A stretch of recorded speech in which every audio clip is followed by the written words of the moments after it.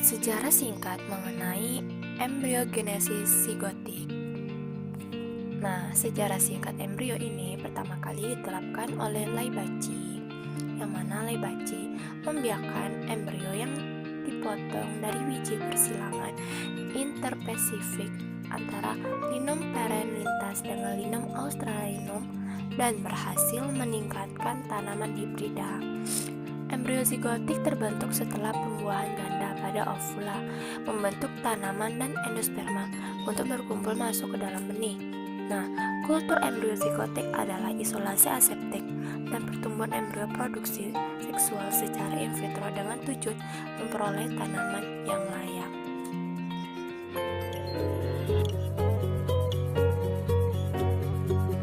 Embriogenesis merupakan salah satu jalur regenerasi tanaman. Embriogenesis dalam kultur in vitro dapat terjadi secara langsung dan tidak langsung. Embriogenesis adalah bukti perkembangan embrio menjadi tumbuhan baru. Embriogenesis bisa dibedakan menjadi dua, yaitu embriogenesis zigotik dan embriogenesis somatik. Nah, di sini kita akan menjelaskan tentang embrio zigotik. Embrio zigotik merupakan perkembangan embrio yang didapatkan dari peleburan gamet jantan dan gamet betina. Embrio zigotik diproduksi secara seksual, hasil dari reproduksi seksual. Perbanyakan dengan expand embrio zigot secara genetis sama dengan biji. Faktor yang mempengaruhi keberhasilan embrio zigotik hampir sama dengan embrio somatik, di antaranya sumber expand yang digunakan, komposisi nitrogen dan karbohidrat, jenis dan konsentrasi zat pengatur tubuh, serta kondisi lingkungan menurut Amirato 1983. Perkembangan embriogenesis somatik mirip dengan perkembangan embriogenesis zigotik setelah terjadi penyerbukan. Hal ini didukung oleh pernyataan Macleay 1990, yaitu embriogenesis somatik adalah suatu proses di mana sel-sel soma meningkat, urutan perkembangan yang mirip dengan perkembangan embrio zigotik.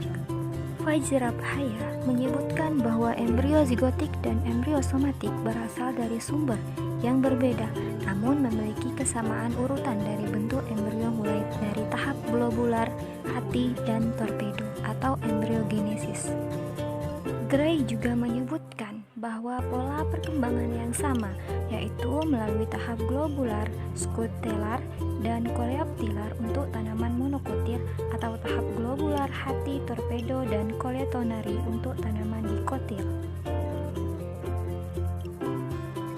Perbandingan perkembangan antara embriogenesis somatik dan embriogenesis zigotik dapat dilihat pada gambar berikut ini.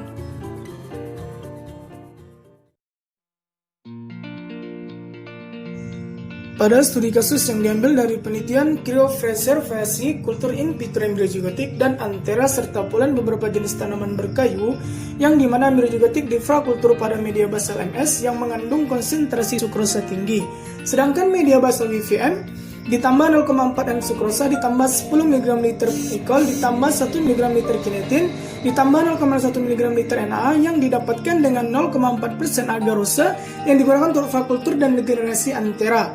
Sebelum dan setelah pembukuan, plant lab kecuali dadap hias dipelihara di ruang kultur pada suhu 27 derajat Celcius dengan periode penyiraman 12 jam. Hasil penelitian Ishikawa et al. 1997 menunjukkan bahwa embrio zigotik anggrek Jepang Bletilla striata yang divitrifikasi dengan larutan VVS2 Sakai et al. 1990 yang terdiri dari 30% gliserol ditambah 15% etilen glikol ditambah 15% DMSO dalam 0,4 M sukrosa dapat bergenerasi sekitar 60% setelah pembukuan. Jadi kesimpulan didapatkan dari penelitian ini ialah larutan kriovetektan yang digunakan pada percobaan kriopreservasi tanaman berkayu pada penelitian ini tidak cukup kuat untuk menjaga dinding sel dari kerusakan akibat pembekuan atau freezing.